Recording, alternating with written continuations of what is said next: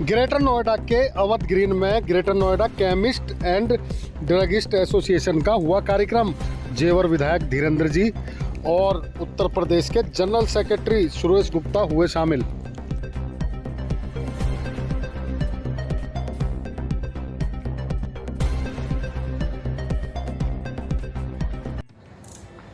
और धीरे धीरे दुनिया के नक्शे पर यह क्षेत्र अपनी एक पहचान बनाता जा रहा है, क्योंकि आपका जो रोल है वो भी आने वाले समय में बहुत महत्वपूर्ण होने जा रहा है।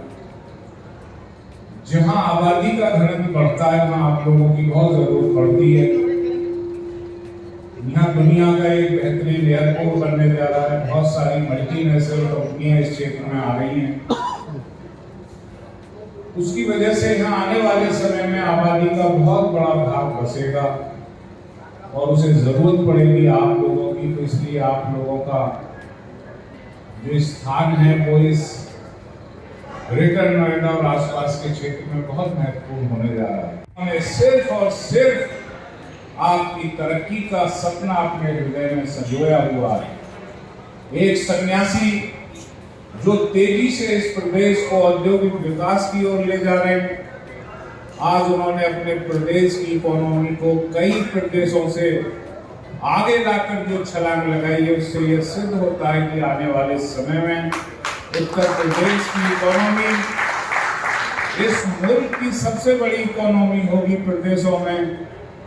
और नरेंद्र मोदी जी के $5 ट्रिलियन इकोनॉमी के सपने कोई है, हमारा प्रदेश पूरा करने की ओर अवसर है।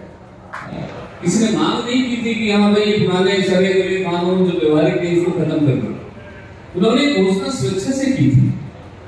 हो सकता है कि उस प्रावधान की वजह से कभी न कभी उनको तकलीफ हुई होगी, कोई ना कोई मतलब उनके दंश रहा होगा, मगर जब एक घोषणा हुई थी तो मैं ऐसा मान के चल रहा था कि जिस प्रधानमंत्री के इस देश के प्रधानमंत्री के अगर मन स्थिति या मानस मंडल में अगर ये बात है कि ये सड़े गले प्रावधान को खत्म किया जाएगा, तो मैं पूर्ण रूप से आश्वस्त था कि दवा के कानून में भी जो अव्यवहारिक चीजें हैं उसको भी खत्म किया जाएगा। मगर मुझे दुख के साथ ये कहना पड़ रहा है कि जिन बातों को हमने भारत सरकार के सामने रखा या जो प्रावधान जो आज पूरी तरीके से अव्यवहारिक है, उस पर किसी प्रावधानों को ना तो भारत सरकार ने अब तक खत्म किया, ना ही उसको खत्म करने के कोई प्रयास किए।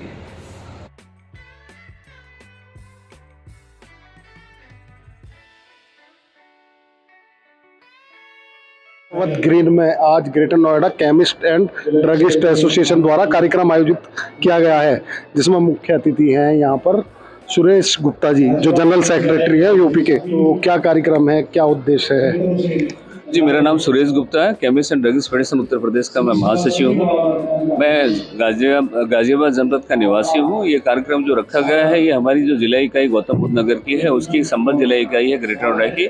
उन्होंने एक विशेष आम सभा का आयोजन किया है। इस आम सभा में विभिन्न विषयों पर हम लोग चर्चा करेंगे, अपने लोगों को शिक्षित भी करेंगे और देश और प्रदेश की सरकारें जो दवा व्यवसायियों के दमन कारी जो नीतियां लेकर आ रही है उस पर भी हमने चर्चा करना है। अभी देख रहे हैं आप कि ऑनलाइन जो दवा का व्यापार हो रहा है, जिसमें आम ग्राहकों को ये लुभावना, ये प्रलोभन दिया जाता है कि 20 से 30% की आपको छूट मिलेगी दवाओं पर।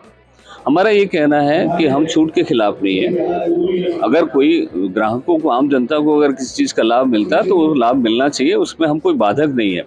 मगर ये ऑनलाइन जो दवा व्यापार हो रहा है इसका कानून में कोई प्रावधान नहीं है। दवा का कानून सन 1940 में बना। हमारा कहना केंद्र सरकार को अगर इस व्यवसाय को अगर उसको लीगलाइज करना तो सबसे पहले दवा के कानून में संशोधन करना चाहिए।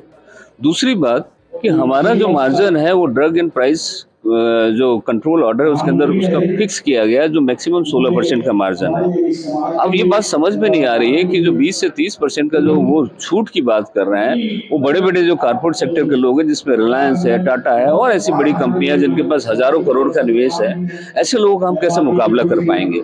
लगभग पूरे देश में 10 लाख केमिस्ट हैं। आज 10 लाख केमिस्ट के साथ उसके परिवार की अगर गिनती करें तो कम से कम 50 लाख से ज़्यादा उसके परिवार के सदस्यों की संख्या मिलाकर हो जाती है। उसके दुकान में जो कर्मचारी हैं अगर उसको भी जोड़ लें तो करीब 5 करोड़ की जो आबादी इस व्यवसाय से जुड़ा हुआ, उनका जीवन संकट में हो चुका है। सरकार को ये सोचना चाहिए कि कोई भी गैर कानूनी अगर व्यवसाय हो रहा है तो उस पर उसको तुरंत अंकुश लगाया जाना चाहिए, जो सरकार कर नहीं रही है।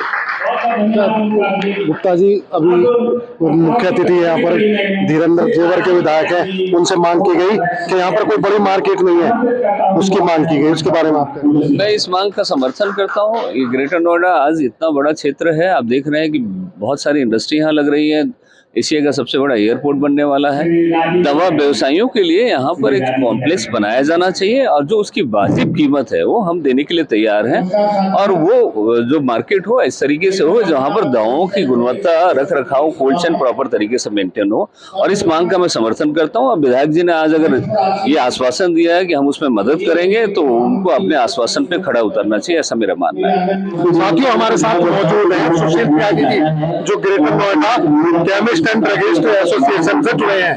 उनसे हम खास बात करेंगे। आज के त्यागी जी, क्या चुनौतियां हैं आजकल ऑनलाइन कारोबार से? हमारा जो छोटा व्यापारी है वो दबता जा रहा है। ऑनलाइन में नकली दवाओं की ज्यादा भरमार है, क्योंकि मानक के अनुरूप कोई भी दवा नहीं दे पाएगा ऑनलाइन में। और जो हमारे केमिस्ट भाई हैं, छोटे छोटे दुकानदार हैं, उनका जो काम है वो चौपट होता जा रहा है। इसलिए मैं सरकार से अनुरोध है कि इसे बंद कराया जाए। ग्रेटर नोएडा की टीम ने विधायक जी से मांग की है कि यहाँ पर कोई बड़ी मार्केट नहीं है, दवाई से जुड़ी मार्केट बनाई जाए, उस पर क्या कहेंगे आप? अगर हमारा केमिस्ट भाई सारा एक जगह होगा तो दवाई लेने वाले भाइयों को इधर उधर नहीं भटकना पड़ेगा, सारी दवाएं उन्हें एक मार्केट में मिल जाएंगी।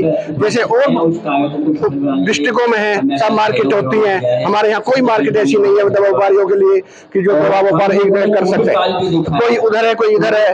उसके अनुसार हम विधायक जी से अनुरोध किया है कि ग्रेटर नोएडा से मीटिंग करने के बाद में हमें सस्ते दामों में व्यापारियों को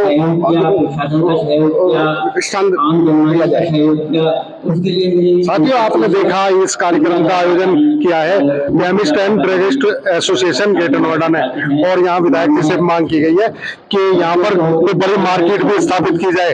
इसके अलावा सुरेश गुप्ता जी ने कहा कि आज सबसे बड़ी चुनौती ऑनलाइन दवाइयाँ हैं, और ये त्यागी जी हमारे बराबर में खड़े, उनका भी ये कहना है कि सरकार इस पर रोक लगाए।